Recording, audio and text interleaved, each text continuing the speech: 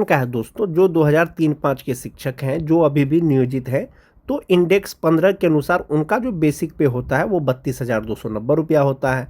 32,290 रुपया जो फिट आ रहा है विशिष्ट शिक्षक का पे इंडेक्स से, वो इंडेक्स 10 पे आ रहा है और उनका जो मूल वेतन हो रहा है वो 32,620 रुपया हो रहा है। अब जो उनका ग्रॉस सैलरी होगा वो उनका हो जाएगा 62,100 रुपया, किनका? जो विशिष्ट शिक्षक हैं 2003-5 के इंडेक्स 15 के अनुसार। अगर इंडेक्स 15 के ही अनुसार अगर सेवा निरंतरता मिलता तो 37,810 रुपया होता। ऐसी स्थिति में उनका जो ग्रॉस सैलरी होता वो 71,826 रुपया होता। इसी तरह से जो 2006 के शिक्षक हैं जो नियोजित हैं, इंडेक्स 14 के अनुसार 31,340 रुपया आ रहा है। ये 31,340 रुपया जो फिट आ रहा है वो इंडेक्स 9 पे आ रहा है और उनका बेसिक पे 31,670 रुपया हो रहा है। 31,670 रुपया के अनुसार जो उनका ग्रॉस सैलरी हो रहा है वो 60,320 रुपया हो रहा है। यदि सेवा निरंतरता मिलता सेम ग्रेड में तो उनका 36,710 रुपया हो जाता और उनका ग्रॉस सैलरी 69,765 रुपया हो जाता। जो 2010 के शिक्षक हैं इंडेक्स 13 के अनुसार जो नियोजित है 30,420 रुपया होता है। ये 30,420 रुपया जो फिट आ रहा है वो इंडेक्स 8 पे आ रहा है और ये 30,750 रुपया हो रहा है। तो 30,750 रुपया के हिसाब से जो पे प्रोटेक्शन के अनुसार जो ग्रॉस सैलरी होता है वो 58,596 रुपया होता है। जो टीटी पास शिक्षक है दोस्तों, इंडेक्स 10 के अनुसार नियोजित रहते हुए 27,820 रुपया होता है। ये फिट आ रहा है आपका पे इंडेक्स 5 में। इसके अनुसार जो उनका बेसिक पे हो रहा है उनका 28,140 रुपया हो रहा है। ऐसी स्थिति में जो उनका ग्रॉस सैलरी हो रहा है वो 53,705 रुपया हो रहा है जो टीटी पास शिक्षक हैं। जो 2022 के शिक्षक हैं उनको जो है 25,750 रुपया उनका बेसिक पे है और उनका ग्रॉस सैलरी हो रहा है 49,226 रुपया। सेवा निरंतरता अगर मिलता तो 52,168 रुपया हो जाता। वहीं पर जो टीटी पास शिक्षक हैं अगर उनको सेवा निरंतरता मिलता तो उनका जो ग्रॉस सैलरी हो जाता वो 62,100 रुपया हो जाता। स्नातक ग्रेड के शिक्षक की अगर बात करें तो इंडेक्स 10 के अनुसार जिनकी बहाली अनट्रेंड के रूप में हुई थी 29,410 रुपया उनका बेसिक पे था, नियोजित रहते हुए होता। अब चूंकि वो विशिष्ट शिक्षक बन गए हैं तो 29,700 रुपया हो रहा है। अब उनका जो ग्रॉस सैलरी हो रहा है वो 56,628 रुपया हो रहा है। अगर सेवा निरंतरता मिलता सेम ग्रेड में तो 36,530 रुपया होता। इसके आधार पर 69,428 रुपया होता।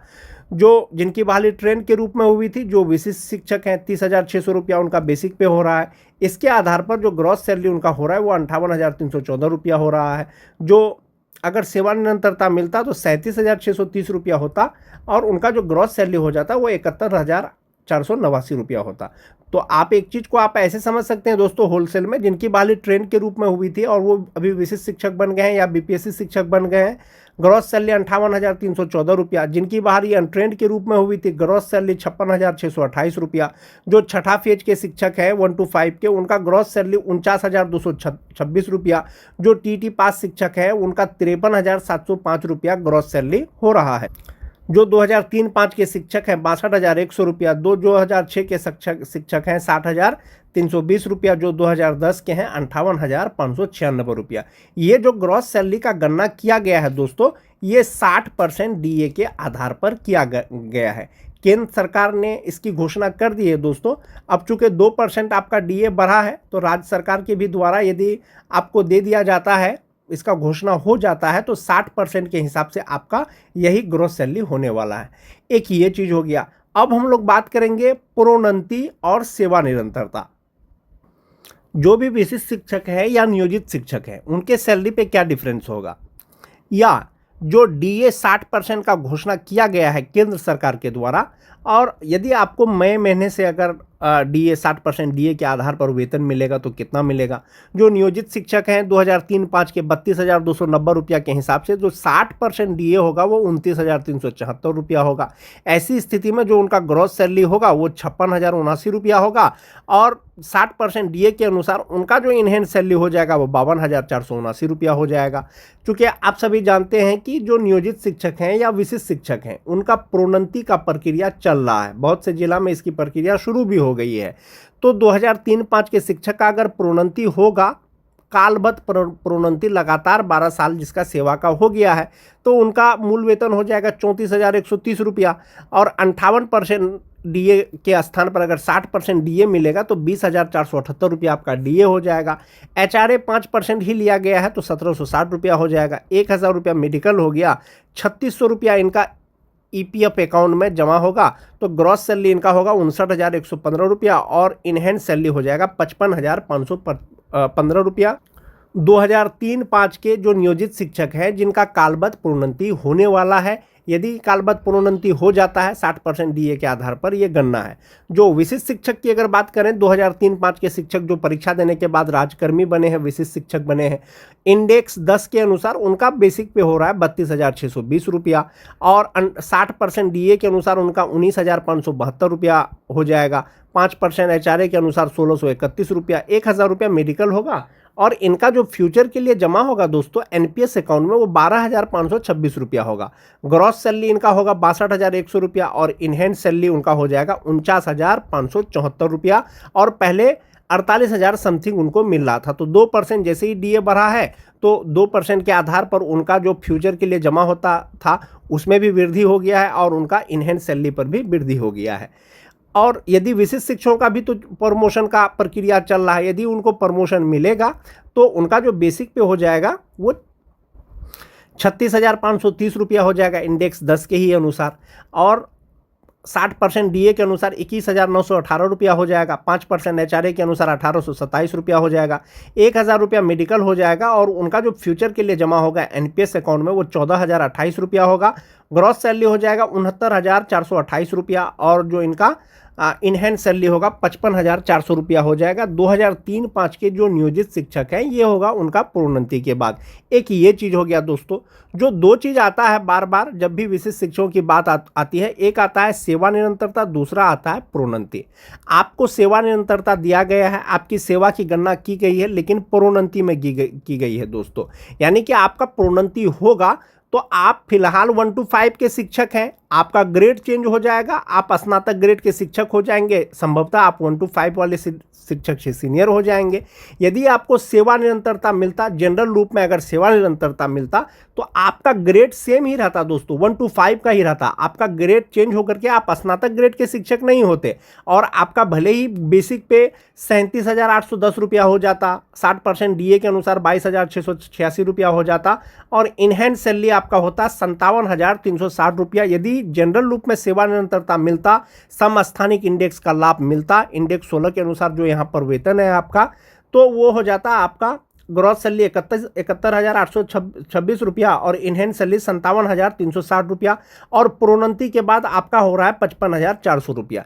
ये जो 55,400 हो रहा है दोस्तों ये आपका स्नातक ग्रेड का हो रहा है, आपका ग्रेड चेंज हो रहा है, ये मोस्ट इंपॉर्टेंट चीज़ है। लेकिन जनरल रूप में अगर सबको सेवा निरंतरता मिलता, अभी दिया नहीं गया है, तो आपका ग्रॉस सैलरी 57,360 ही रुपया होता, लेकिन आप 1 to 5 के ही शिक्षक होते। तो प्रोन्नति में आपको एक फ़ायदा ये भी है दोस्तों कि आपका सेवा का गणना पहले वाला किया जा रहा है, साथ ही साथ आपका ग्रेड भी चेंज हो रहा है। यानी 1 to 5 के शिक्षक से आप 6 to 8 के शिक्षक बन रहे हैं और आपका बेसिक पे भी बढ़ रहा है। ये तो 2003-5 के शिक्षक हो गए। जो 2006-7 के नियोजित शिक्षक हैं 31,340 रुपया उनका मूल वेतन होता है। 60% डीए के अनुसार 18,804 रुपया होता है। 5% एचआरए 1,567 रुपया। 3,600 रुपया उनका ईपीएफ अकाउंट में जमा होने के बाद जो ग्रॉस सैलरी होता है वो 54,511 रुपया होता है और इनहैंड सैलरी 50,911 रुपया होता है। इनका प्रमोशन का बात चल रहा है, कालबद्ध प्रोन्नति का, इनको कालबद्ध प्रोन्नति मिल जाएगा 6-7 के शिक्षक का तो 33,120 रुपया हो जाएगा। ऐसी स्थिति में 60% डीए जो भी आपका एचआरए है मिलाकर के ग्रॉस सैलरी 57,428 रुपया 48 रुपया होगा। 3,600 रुपया जमा होने के बाद जो आपका इनहैंड सैलरी होगा वो 53,848 रुपया होगा। ये होगा आपका प्रोन्नति के बाद। लेकिन फिलहाल जो आपका बनेगा वो 50,911 रुपया बनेगा। 2006-7 के ही अगर विशिष्ट शिक्षकों की एक बात कर लें तो उनका मूल वेतन 31,670 रुपया है पे इंडेक्स 9 के अनुसार।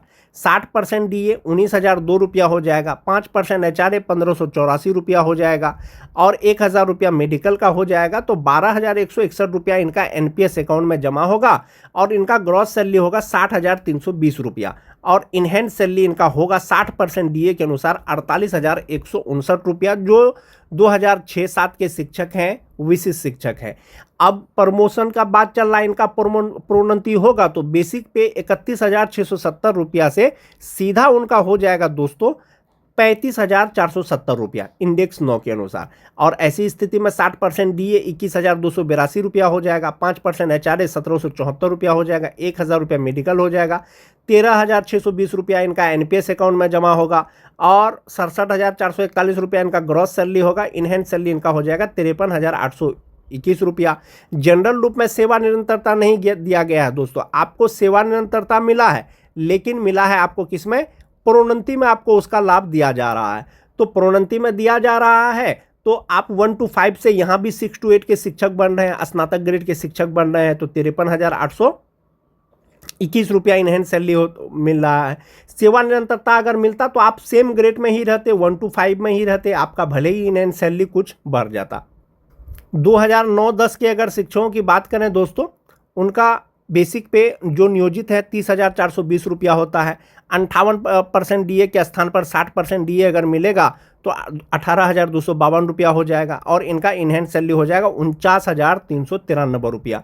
प्रोन्नति अगर इनका हो जाएगा तो मूल वेतन 32,120 रुपया हो जाएगा, 160 रुपया हो जाएगा। 60% DA, 5% HRA मेडिकल लगा करके ग्रॉस सैलरी 55,864 रुपया और इनका जो इनहेंस सैलरी होगा 52,264 रुपया होगा। जो नियोजित शिक्षक हैं 9-10 के, यदि उनका प्रोन्नति हो जाता है, प्रोन्नति के लिए शर्त है दोस्तों लगातार 12 साल का सेवा जो नियोजित शिक्षक है। जो विशिष्ट शिक्षक हैं इनका बेसिक पे 30,750 रुपया हो रहा है 2009-10 के शिक्षक का। 60% DA, 5% HRA मेडिकल लगा करके ग्रॉस सैलरी 58,596 रुपया। इसमें से दोस्तों आपका 11,808 रुपया NPS अकाउंट में जमा होगा। इनहेंस सैलरी मिलेगा 46,788 रुपया 60% DA के आधार पर।